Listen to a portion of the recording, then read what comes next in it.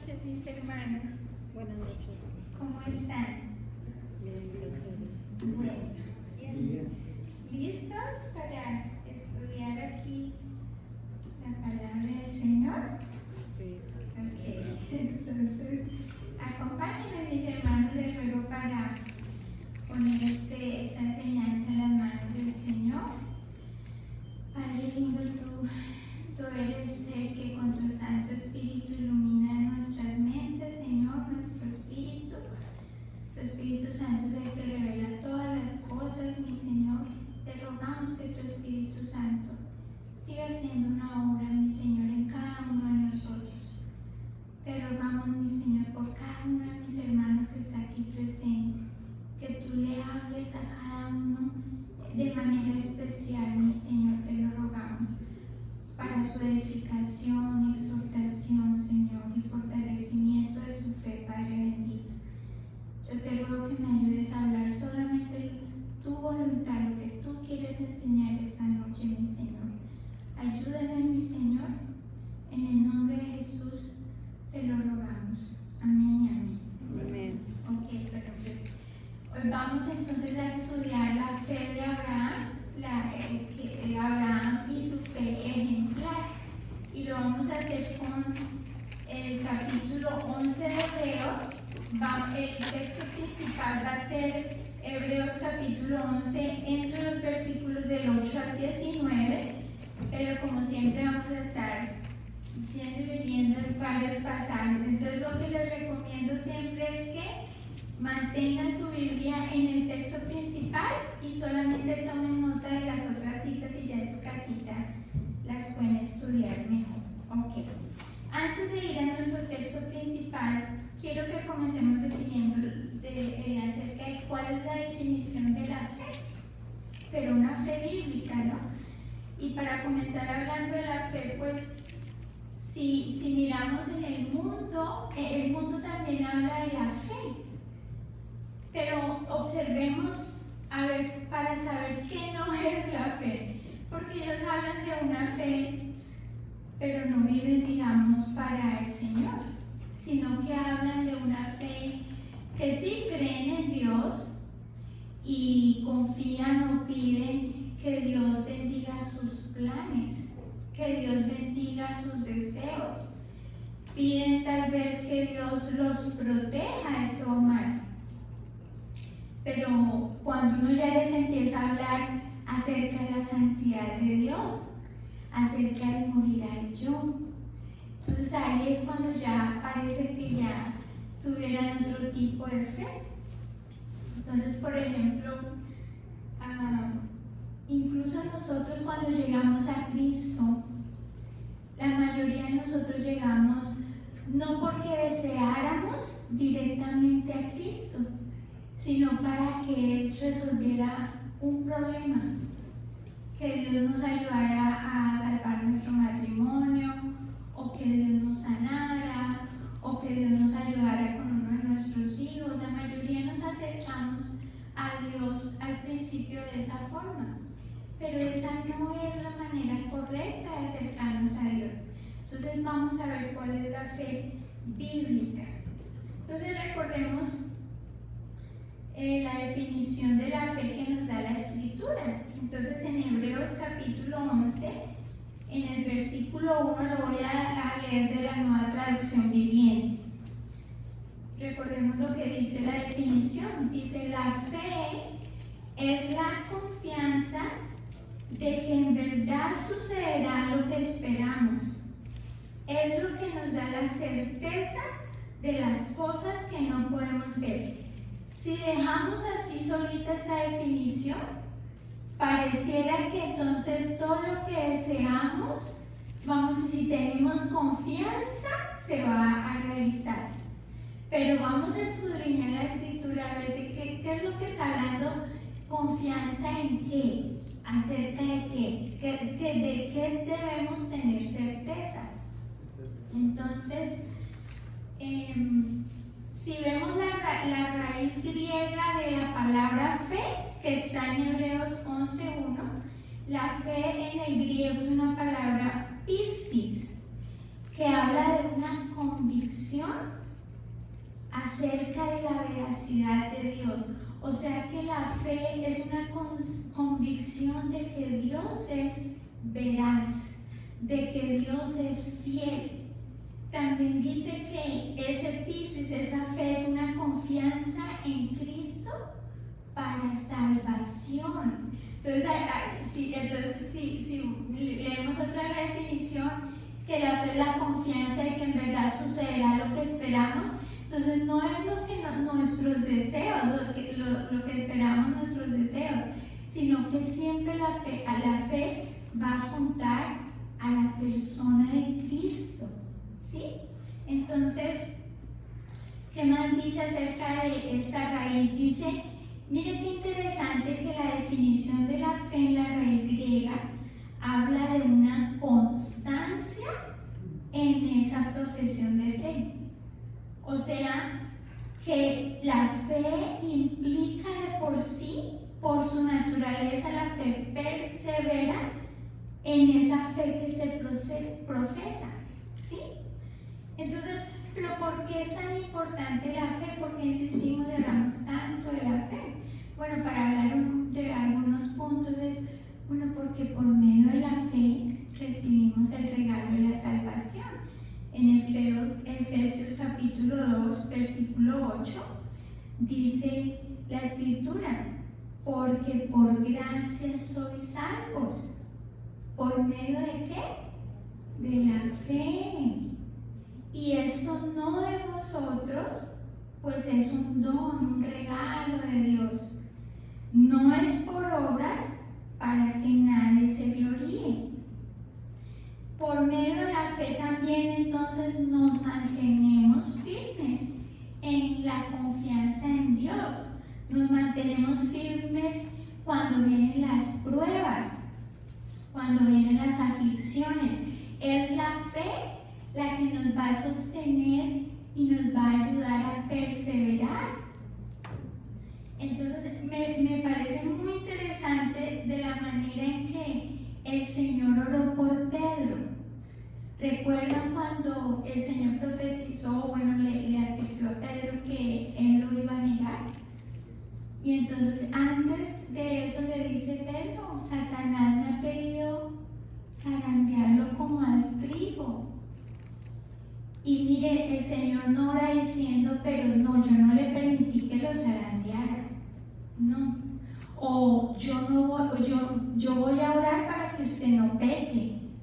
Yo voy a orar para que usted no me niegue. No, es muy interesante porque el Señor, su intercesión por Pedro es, pero voy a orar por ti para que tu fe no falte. Por medio de la fe también Dios purifica nuestros corazones. En Hechos capítulo 15, el versículo 8 dice, y Dios que conoce los corazones les dio testimonio, dándoles el Espíritu Santo lo mismo que a nosotros. Aquí está hablando, explicando de que los israelitas se sorprendieron porque se dieron cuenta que la salvación no solamente era para ellos, para los del pueblo de Israel, sino que también era para los gentiles, o sea, para nosotros. Entonces ellos están reflexionando sobre este tema y dicen, miren, dándoles el Espíritu Santo lo mismo que a nosotros. Y ninguna diferencia hizo entre nosotros y ellos, purificando por la fe sus corazones. Entonces, por medio de la fe, Dios purifica nuestro corazón. Por medio de la fe, entonces recibimos el Espíritu Santo. Ya en una oportunidad lo había leído, pero no lo había explicado como tanto. En Gálatas capítulo 3. Mire lo que dice. En Gálatas capítulo 3. Mire cómo empieza Pablo aquí. Les dice en la Reina Valera, dice, oh Gálatas insensatos, tontos, necios, quiere decir. O sea, está esta enseñanza de Pablo es enérgica. Les dice, ¿quién nos fascinó? O sea, ¿quién nos engañó para no obedecer a la verdad? A vosotros, ante cuyos ojos Jesucristo fue ya presentado claramente entre vosotros como crucificado. O sea, está diciendo Pablo, mire, se les presentó el Evangelio, se les presentó y se les explicó con detalle lo que significaba, lo que implicaba la fe en Cristo, lo que implicaba esa obra que Cristo hizo en la cruz. Y dice, ya se les había explicado, dice, esto solo quiero saber de vosotros. ¿Recibisteis el Espíritu Santo por las obras de la ley o por el oír con fe? O sea, que ya se habían infiltrado unas doctrinas falsas aquí en la iglesia de Galacia y estaban diciendo que para ser salvos sí por medio de la fe, pero que también se tenían que cumplir con la ley de Moisés, que tenían que obedecer la ley de Moisés para ser salvos. Entonces Pablo corrige esta doctrina falsa de manera enérgica y les dice, pero ya les explicamos la obra de Cristo y ya ustedes recibieron el Espíritu Santo. Y les dice, ¿cómo recibieron el Espíritu Santo? ¿Por obedecer la ley o por el oír con fe? Mira lo que dice, ¿recibiste el Espíritu Santo por las obras de la ley o por el oír con fe? ¿Tan necios sois? Habiendo comenzado por el Espíritu, ahora vais a acabar por la carne. Ahí está implicando, comenzaron por el Espíritu, ahora quieren perfeccionarse, porque recuerda que en la última vez que di una enseñanza, les hablaba de que luego que somos salvos, hay un trabajo de santificación que hacer, ¿cierto? Entonces, está diciendo, comenzaron bien por medio de la fe, por medio de la obra del Espíritu. Ahora ustedes quieren perfeccionarse y santificarse mediante sus propios esfuerzos. Cuando habla de la carne, dependiendo del contexto, hay veces la carne implica el pecado, la naturaleza caída que todavía existe en nosotros. Pero en otros contextos la carne implica esfuerzos humanos, implica la humanidad de la persona, sus esfuerzos. Entonces dice, ¿cómo es que ahorita van a ustedes a intentar perfeccionarse por medio de sus propios esfuerzos? O sea, tratando de obedecer la ley. Entonces dice, ¿tantas cosas habéis padecido en vano? Aquel pues que os suministra el Espíritu y hace maravillas entre vosotros, ¿lo hace por las obras de la ley o por el oír con fe? Entonces Pablo les deja muy claro que el Espíritu Santo se recibe, la salvación se recibe por medio de la fe. Entonces, ¿cómo entonces vamos a analizar ya con eso en mente, sabiendo que la fe es tan importante? Entonces ahorita por medio de la vida de Abraham vamos a ver cómo se ve esa fe ya en acción, en la vida práctica. Porque la fe es, digamos que comienza con algo interno, ¿cierto? Incluso la fe, y es muy importante, ahorita vamos a hablar más adelante que debemos examinar a ver si verdaderamente estamos en la fe, porque la fe se puede falsificar. ¿Qué nos dice el Señor en Mateo 13? Cuando habla de la semilla. Mire qué interesante aquí lo que dice en Mateo 13, cuando habla de la parábola de la semilla. Ok, mira, aquí dice en el versículo 20, Mateo 13, versículo 20, dice, el que fue sembrado en pedregales, o sea, tiene un corazón duro, ese es el que oye la palabra, o sea, esa persona se expone a la palabra de Dios. recibe con gozo. O sea que pareciera que no está rechazando la verdad, pareciera que no está rechazando a Dios. Dice, oye la palabra y la recibe con gozo. Pero ¿qué es lo que pasa? Porque no tiene raíz. Esa fe no está arraigada en Cristo. Entonces, ¿qué pasa al momento que llega la aflicción, la prueba? Dice, es como no tiene raíz, sino que es de corta duración, al venir la aflicción o la persecución por causa de la palabra, luego tropieza. Entonces esa persona parecía que sí, pero no estaba arraigada en Cristo, entonces no persevera. Si recuerdan, vimos que la fe bíblica implica una perseverancia en esa profesión de fe. Entonces aquí digamos, abandona el camino de la fe por la aflicción. El que fue sembrado entre espinos es el que oye la palabra, pero el afán de este siglo y el engaño de las riquezas ahogan la palabra y se hace infructuosa. O sea, está hablando de que la fe produce un fruto. La fe produce el fruto del Espíritu Santo que está en Gálatas 5.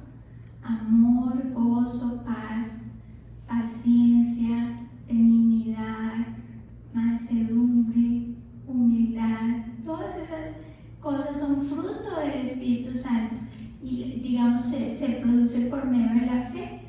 Pero aquí en este caso se expone la palabra también. Pero ¿qué dice? El engaño de las riquezas, los afanes del mundo, dice, ahogan la palabra y la hacen infructuosa. Entonces, si ve que puede haber una fe que parece, pero no es. Entonces, vamos a ver con Abraham, que es su fe ejemplar. Entonces, por medio del ejemplo de Abraham, vamos a analizar que Abraham creyó que Dios era fiel, que eso es un aspecto importante de la fe, creer que Dios es fiel, que es veraz. Y como le creyó, entonces obedeció. Ahorita vamos a ver, bueno, si por un lado decimos, bueno, la salvación es por fe, no es por la obediencia a la ley, entonces ¿por qué siempre hablamos de obedecer la ley? Entonces vamos a explicar un poquito eso. Ok, pero no solo obedeció, sino que también permaneció firme, que esos son los aspectos importantes de la fe que vamos a analizar. Entonces vamos al texto principal en Hebreos capítulo 11, versículo 8. Dice, por la fe Abraham, siendo llamado, obedeció.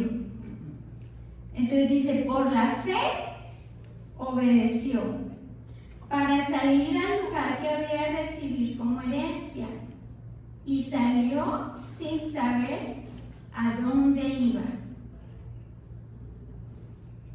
Entonces vamos a ver hacer un poquito cómo fue exactamente el llamado que Dios le hizo, porque aquí solamente dice que fue llamado. Pero vamos a ver cómo Dios lo llamó. ¿Qué le dijo a Abraham?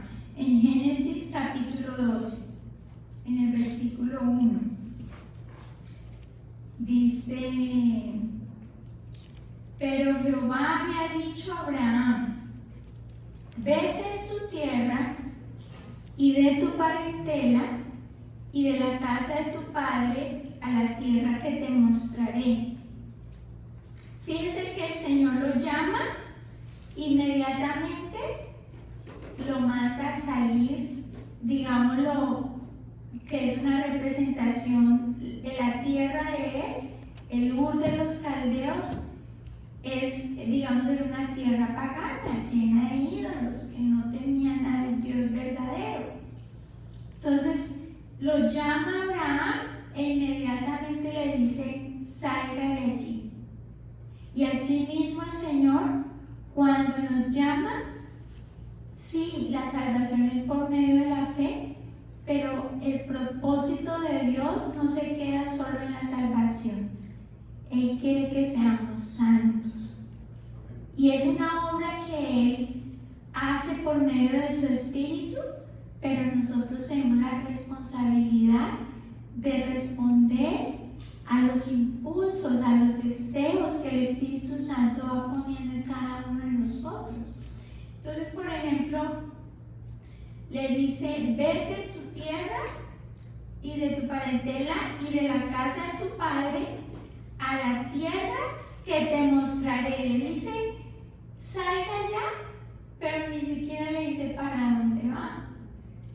Pero lo impresionante de Abraham es que la confianza en Dios era tan grande que incluso sin saber a dónde iba, Abraham confió que Dios era fiel y se levantó y salió sin saber a dónde iba, simplemente respondiendo al llamado de Dios. En Tesalonicenses, primera de Tesalonicenses 4, capítulo 4, el versículo 1 en la Nueva Traducción Viviente. Miren lo que dice: finalmente, amados hermanos, les rogamos en el nombre del Señor Jesús que vivan de una manera que agrada a Dios, tal como les enseñamos. Ustedes ya viven de esta manera y los animamos a que lo sigan haciendo aún más, pues recuerdan lo que les enseñamos por la autoridad del Señor Jesús. La voluntad de Dios es que sean santos. Entonces, aléjense de todo pecado sexual. Como resultado, cada uno controlará su propio cuerpo y vivirá en santidad y honor, no en pasiones sensuales como viven los paganos que no conocen a Dios ni sus caminos. Y ahí en el versículo 7 dice: Dios nos ha llamado a vivir vidas santas, no impuras. Por lo tanto, todo el que se niega a vivir de acuerdo con estas reglas no desobedece enseñanzas humanas, sino que rechaza a Dios. Cuando nosotros sabemos que Dios nos prohíbe la inmoralidad sexual y aún así decidimos vivir en la impureza, está diciendo: miren, no me está rechazando a mí, Pablo, que les estoy dando esta enseñanza, están rechazando a Dios. Entonces, ¿qué quiere decir eso? Que demuestra que su fe no es auténtica.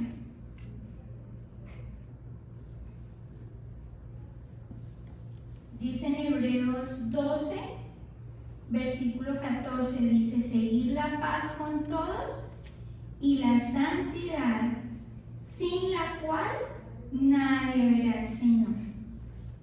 Porque es que en Filipenses dice que el que comenzó la buena obra la perfeccionará hasta el día de Cristo Jesús, hasta que Él venga.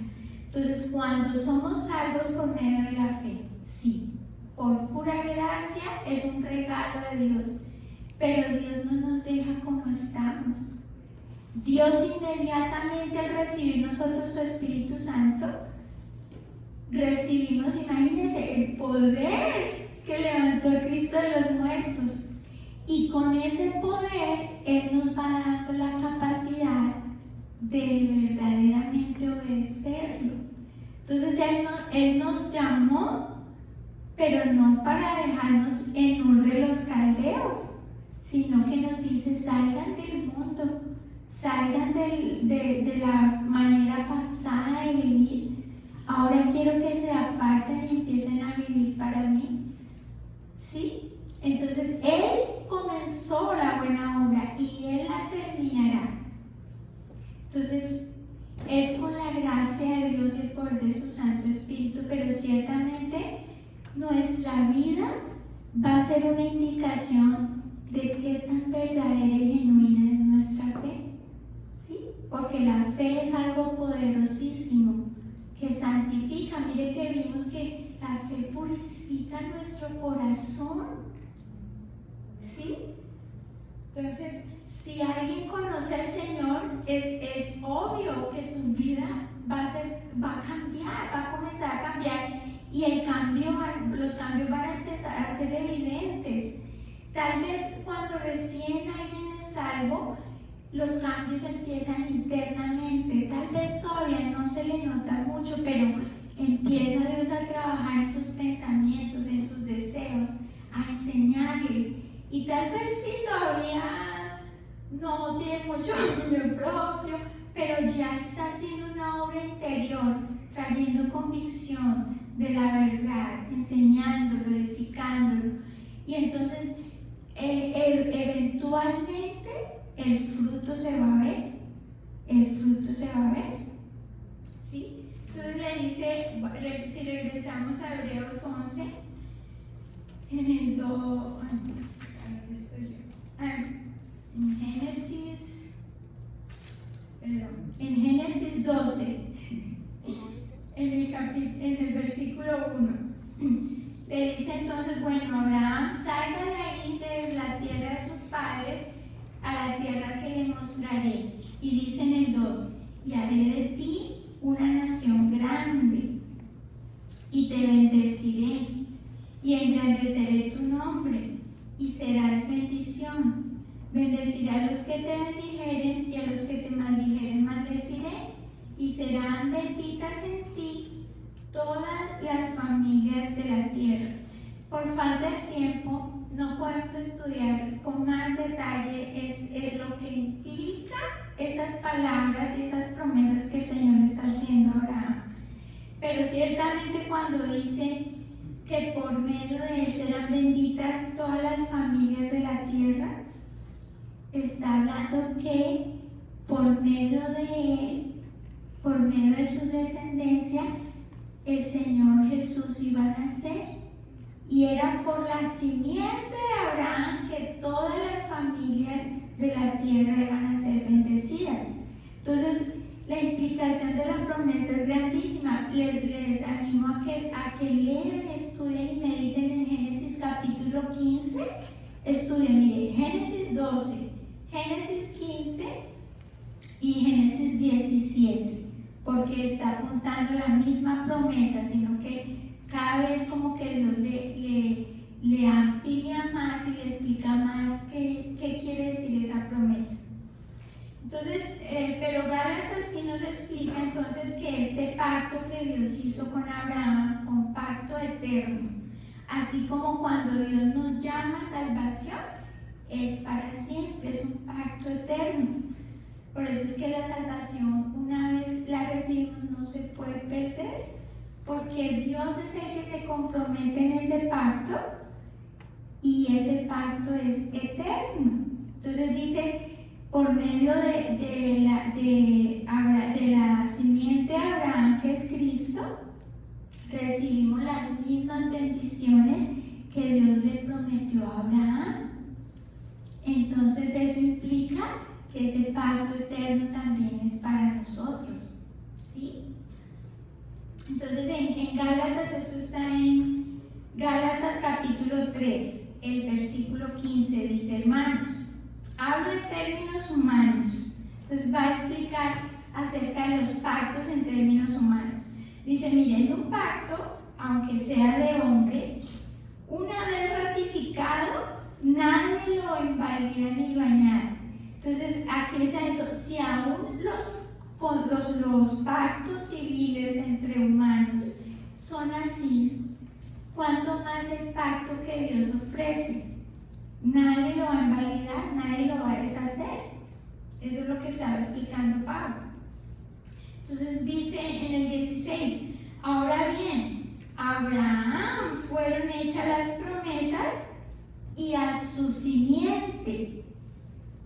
No dice a las simientes, como si hablase de muchos, sino como de uno, y a tu simiente, la cual es Cristo. Mire que en Génesis no dice Cristo, y por eso necesitamos la revelación relación de los dos, del Antiguo Testamento y del Nuevo, y ellos se complementan. Entonces Pablo nos explica lo que verdaderamente significó todas esas promesas que Dios le dio a Abraham.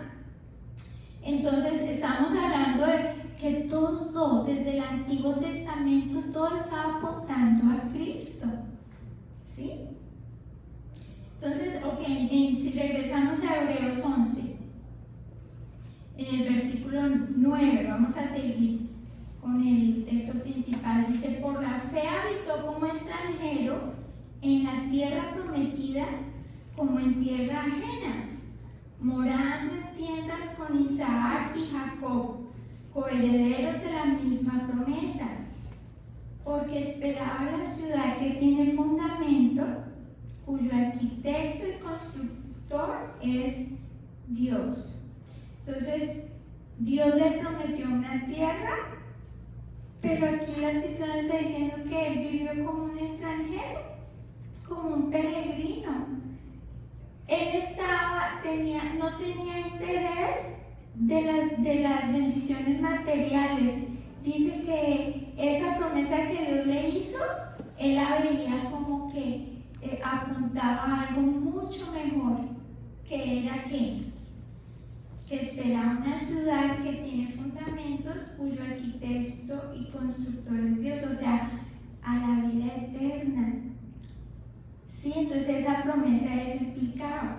En Mateo capítulo 16, y mira que es muy similar también a lo que el Señor Jesús, cuando vino a enseñar, nos habló de que no hiciéramos tesoros en la tierra, ¿cierto? Que pusiéramos nuestra mirada en las cosas celestiales. En Mateo 16, 21 dice, mire lo que dice el Señor: desde entonces comenzó Jesús a declarar a sus discípulos que le era necesario ir a Jerusalén y a padecer mucho de los ancianos, de los principales sacerdotes y de los escribas, y ser muerto y resucitar al tercer día. Entonces Pedro, tomándolo aparte, comenzó a reconvenirle diciendo: Señor, ten compasión de ti. En ninguna manera esto te acontezca. Pero él, volviéndose, dijo a Pedro: quítate delante de mí, Satanás. Me eres tropiezo porque no pones la mira en las cosas de Dios, sino en las cosas de los hombres. Entonces, esa enseñanza del Señor nos dice que la fe verdadera pone la mirada en las cosas de Dios. Y algo para reflexionar: cuando usted ora, ¿de qué se tratan sus oraciones? Pues no estoy diciendo que no podemos pedir por nuestras necesidades físicas. El Señor está más que deseoso de escucharnos y proveernos lo necesario. Pero miren que hasta en nuestras oraciones reflejamos nuestra fe. ¿Cuánto oramos por nuestra santificación? ¿Cuánto de nuestra oración estamos diciendo: Dios mío, esto me está mostrando esto y aborrezco este pecado, Señor, por favor, y con un deseo genuino decir: Señor, por favor, límpiame, santifícame, transfórmame, no quiero ser así? O estamos siempre pidiendo: Señor, protégeme, que le vaya bien a mi esposo, que le vaya bien a mi hijo, que no me pase nada, que yo no sufra. Siempre nuestras oraciones muchas veces están enfocadas en nuestro bienestar temporal. ¿Y cuánto en nuestras oraciones es: Señor, que crezca tu reino? Muéstrame cómo te puedo servir hoy. Muéstrame a qué persona le puedo hablar de ti hoy. Todo eso refleja nuestra fe. ¿En qué tenemos la mirada? Y entonces el Señor en el 24 le dice: entonces Jesús dijo a sus discípulos: si alguno quiere venir en pos de mí, niéguese a sí mismo y tome su cruz y sígame. Así que si pensamos que si venimos a la fe, no, que bueno, Dios nos salva y es gratis, y encima de eso, pues entonces Dios me protege, y encima de eso, Dios me va a dar todo lo que necesito. Y si creemos que de eso se trata la vida cristiana, no, nuestro enfoque está mal. Debemos ajustar nuestra manera de pensar, porque lo que está diciendo el Señor es que nuestra vida aquí en la tierra es para aprender a negarnos a nosotros mismos y a vivir para Él, para servirlo a Él y para hacer la voluntad de Él. Dice, todo el que quiera salvar su vida, la perderá, y todo el que pierda su vida por causa de mí, la hallará. Porque, ¿qué aprovechará el hombre si ganara todo el mundo y perdiere su alma? ¿O qué recompensa hará el hombre por su alma? Mire lo que... Mire cómo fue la actitud de Moisés también en cuanto a este tema de renunciar a todo. Está en Hebreos 11, el versículo 24, en la Nueva Traducción Viviente. Dice, por la fe, mire que fue por la fe que Moisés pudo hacer esto. Fue por la fe que Moisés, cuando ya fue adulto, rehusó llamarse hijo de la hija del faraón. Prefirió ser maltratado con el pueblo de Dios a disfrutar de los placeres momentáneos del pecado. Consideró que era mejor sufrir por causa de Cristo que poseer los tesoros de Egipto, pues tenía la mira puesta en la gran recompensa que recibiría, o sea, la vida eterna. Fue por la fe que Moisés salió de la tierra de Egipto sin temer el enojo del rey. Siguió firme, mire otra vez, se mantiene firme, perseverando. Siguió firme en su camino porque tenía los ojos puestos en el invisible. Entonces, ¿sí ven cómo se ve en la práctica la fe verdadera? En Hebreos 11, si regresemos el momento por favor al Hebreos 11, versículo 11 dice, por la fe también la misma Sara, siendo estéril, recibió fuerza para concebir y dio a luz aún fuera del tiempo de la edad, porque creyó ¿en qué? En que Dios era fiel. El que era fiel, quien lo había prometido. Por lo cual también de un hubiese ya casi muerto, salieron como las estrellas del cielo en multitud y como la arena innumerable que está a la orilla del mar. En el 13 dice, conforme a la fe murieron todos estos sin haber recibido lo prometido, sino mirándolo de lejos y creyéndolo, saludándolo y confesando que eran extranjeros y peregrinos sobre la tierra. Porque los que esto dicen claramente dan a entender que buscan una patria, pues si hubiesen estado pensando en aquella donde salieron, ciertamente tenían tiempo de volver. Está hablando en ese capítulo 11 habla de muchos personajes del Antiguo Testamento que demostraron tener una fe genuina. Y entonces ellos dicen que ellos no recibieron lo prometido, pero ¿en qué sentido? Por ejemplo, a Abraham se le fue prometida una tierra, pero él no la conquistó. ¿Quién vino a conquistar esa tierra que se le prometió a Abraham? Josué. Entonces, si ve que la promesa no apuntaba a lo material, aunque venía añadida ahí, pero apuntaba a una bendición, a una promesa espiritual. Entonces, a eso se refiere el texto cuando dice que no recibieron lo prometido, sino que porque ellos estaban poniendo la mirada en las promesas eternas. Dice en el 16, anhelaban una mejor, esto es la celestial, por lo cual Dios no se avergüenza de llamarse Dios de ellos, porque les ha preparado una ciudad.